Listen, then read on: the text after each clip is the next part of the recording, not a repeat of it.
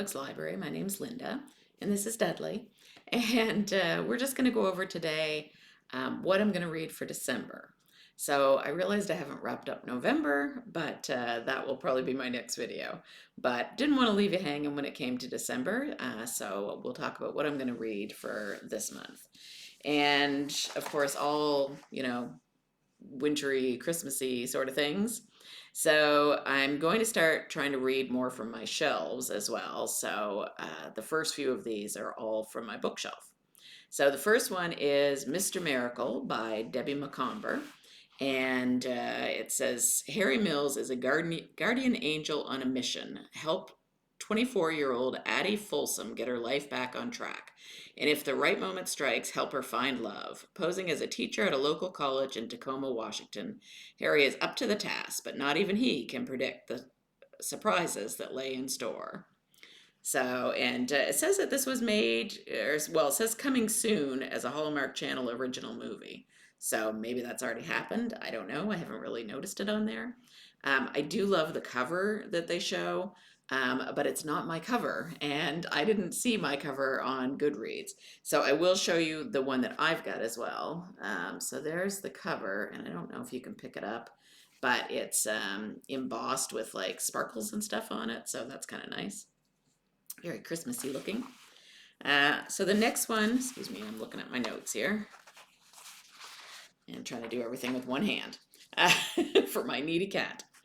So the next one is called Wrapped Up in You, and it says, after a lifetime on the move, Ivy Snow is an expert in all things temporary. Schools, friends, and way too many Mr. Wrongs. Now that she owns a successful taco truck in San Francisco and an apartment to call home, Ivy's reinvented life is on solid ground, and she's guarded against anything that can rock it. Like the realities of a past she's worked hard to cover up, and especially Kel O'Donnell. Too hot not to set off alarms, he screams temporary. Okay. And I think, is that the same? Yeah, that's the same cover. All right, and the next one is The Christmas Thief by Mary Higgins Clark, and also Carol Higgins Clark. I could be wrong, but I think maybe Mary Higgins Clark has retired or passed away, and I think that's her daughter, but not positive. So it's about Elvira Meehan, the lottery winner turned amateur sleuth, and she teams up with a private investigator, Reagan Riley, to solve another Christmas mystery. In Deck the Halls, they rescued Reagan's kidnapped father. This time they get in the middle of a case involving a beautiful 80-foot blue spruce that has been chosen to spend the holidays as Rockefeller Center's famous Christmas tree. The folks who picked the tree don't have a clue that attached to one of its branches is a flask chock full of priceless diamonds that Packy Noonan, a scam artist just released from prison, had hidden there over 12 years ago. Oh, that sounds interesting. So looking forward to that. The next one is called Antiques Ho-Ho Homicides by Barbara Allen, and love the cute cover with the little dog. Says to Brandy Bourne and her ditzy diva mother, homicide in small town serenity is the gift that keeps on taking. But murder turns merry as Brandy and Vivian gather collectible clues in a wintry workshop, seek the Grinch who dimmed a pageant star's twinkle, and bag the humbug helper who snuffed a sidewalk Santa. Aided by Sushi, their elfin Shih Tzu, our seasonal sleuths crumble a bountiful batch of Christmas crookies. And though suspects may hold bad will and good cheer seems to be in short supply, this collection of trash and treasures holiday homicides sparkles as the Bourne girls wrap up 3 frolicsome felonies. So it sounds like that's going to be 3 different stories in that one book. All right, so that should be good. And then the last one that I'm going to have off my shelf is called The Christmas Postcards, and it's by Karen Swan. And it says, it's been a make or break winter holiday for their marriage, but Natasha and Rob's rekindled romance is short-lived when their daughter's beloved soft toy disappears on the journey home. As Natasha confronts her distraught child, she turns to social media for help. Miraculously, the toy is found, but it has become the lucky mascot of a man named Duffy, who's thousands of miles away, trekking in Nepal. When Duffy promises to keep Natasha updated with pictures, a correspondence begins that soon becomes more meaningful. Sometimes Natasha feels this stranger halfway across the world understands her more than the man lying next to her. But as the weeks pass and Duffy heads deeper into the mountains, Natasha notices a change in him. Then one day the messages stop. Too late, Natasha wonders why he had ever needed a lucky mascot at all. So that one sounds interesting and kind of mysterious. And I have to say, it's a bit of a chunker. I'll show you the book. See, it's quite large, so might take me a while to get through that one. We'll see. And then because I just couldn't leave well enough alone, I picked another five rather, off my Kindle. So the next one is Holiday by Gaslight, and I really don't know what it's about. I just really love the cover. So it just looked very Christmassy and old fashioned, and I just really enjoyed it. So it says Sophie Apperset is quite willing to marry outside of her class to ensure the survival of her family. But the darkly handsome Mr. Edward Sharp is no run-of-the-mill London merchant. He's grim and silent, a man of little emotion, or perhaps no emotion at all. After 2 months of courtship, she's ready to put an end to things. After all, even a dutiful daughter has her limits. So we'll see whether she continues to court him or not. Or I guess he courts her, but either way. The next one, again, I really love the name of it. I really love the cover. It's just so cute. It's called Sea Stars Christmas. It says Mackenzie wants to belong to Declan, her boyfriend, and to Stella Mare, her new Canadian home. Putting on the village's first ever Sea Stars festival at Christmas will help, but it must be perfect. She can't risk making a mistake, but there's no way to get the entire village in line, especially for someone from away as she is.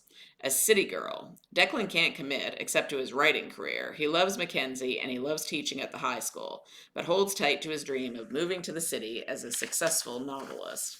It's so that's she has to put on this festival. She's trying to deal with the boyfriend. She wants everything to be perfect because she's new in town. It's a lot of pressure for any holiday. So the next one is called Christmas Claus, and I'm really looking forward to this. I'm reading it out of order because I've been reading the series about the Norwegian Forest Cat Cafe, and I think I've read 3 maybe, but this I believe is book 9, so I'm skipping ahead just so I can do the Christmas one and then I'll go back. So it says it's almost Christmas in Goldleaf Valley, but Father Mike is in despair. The person playing Mrs. Claus in his play has pulled out at the last minute. With only 3 days until opening night, he doesn't know what to do until Cupcake Baker Lauren and her cousin Zoe suggests Annie plays Mrs. Claus. The cast love the idea, and opening night is a huge success until a backstage crew member is murdered. Well, we know Annie didn't do it. She's a cat. So, but somebody did. And the next one is Christmas at Sandpiper Inn.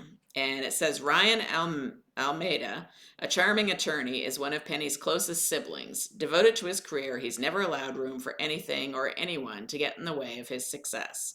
But when his sister's recuperation forces him into close quarters with Heather at Sandpiper Inn, old feelings he's long ignored begin to stir. Heather, a beloved local school teacher, thought she knew what to expect this Christmas. With her best friend Penny temporarily out of commission due to an injury, Heather's holiday season was set to be a flurry of caretaking and tinsel. Little did she know her Christmas list was about to include someone or something she hadn't anticipated. As the Sandpiper Inn transforms into a Christmas wonderland, courtesy of Penny's holiday-loving spirit, Heather and Ryan find themselves wrapped in forced proximity and undeniable chemistry. So, we'll see where that goes. And then the last one is called Meet Me on Christmas Eve. And it's another one that, they all have such cute covers and stories to go with them. So, looking forward to this one too.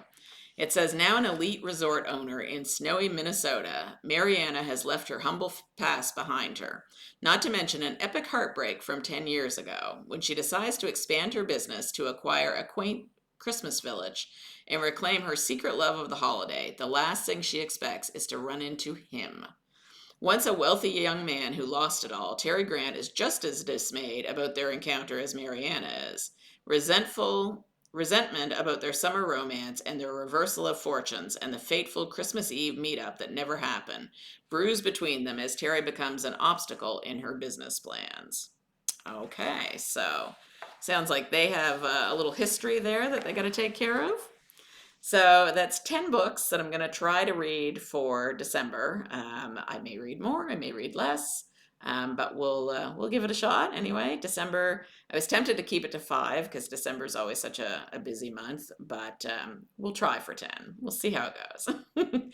All right, friends. I hope you have a great day, and wherever you are, I know here we had some frost last night, and we've had a few snow flurries. So definitely the cold weather is setting in. So stay bundled up, and I will talk to you soon. Bye bye.